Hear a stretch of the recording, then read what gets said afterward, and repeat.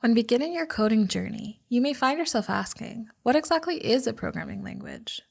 Programming languages are the tools we use to write instructions for computers to follow. But to answer this question further, let's start by picturing a computer. Computers are machines that take an input and give an output. They're especially good at repeating tasks and performing calculations. Even though there are different types of computers, like laptops, phones, and even the computer that powers the little screen on your microwave oven, at the end of the day, all computers understand a common language: binary. Binary is a programming language made only of ones and zeros.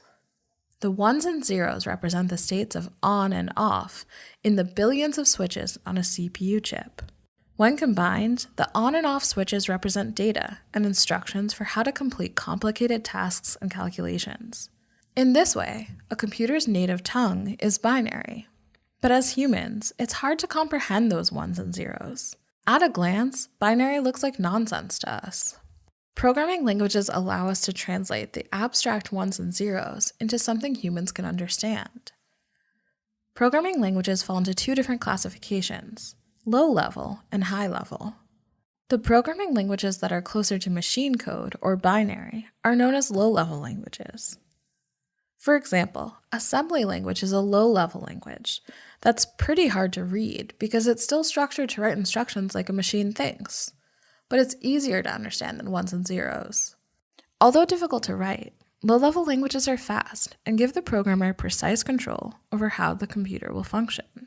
On the other hand, high-level languages like Java, Python, and C++ are closer to how humans communicate. They use words in their instructions that are close to the language we use in our everyday, making them easier to program in and maintain. The downside is that they take more time to translate into machine code for the computer. As computers have become more powerful, the difference in runtime between low-level and high-level languages is often only milliseconds, which means that high-level languages can be used in more scenarios. So for the most part, high-level languages do the trick, which is why almost all software engineering jobs hire people who can program in high-level languages. High and low-level programming languages each have their own philosophies, advantages, and use cases, but at the end of the day, all programming languages are just different ways of telling computers what to do.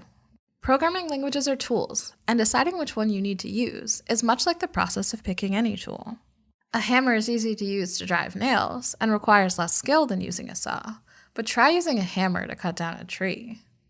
As you explore the world of programming, understanding which languages are good for which tasks will become more clear.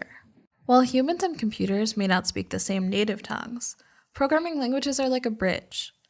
They allow us to translate our thoughts into instructions a computer can understand. In this way, you can think of programmers as the ambassadors between humans and computers. So no matter which language you choose, welcome to your new role as a technical diplomat.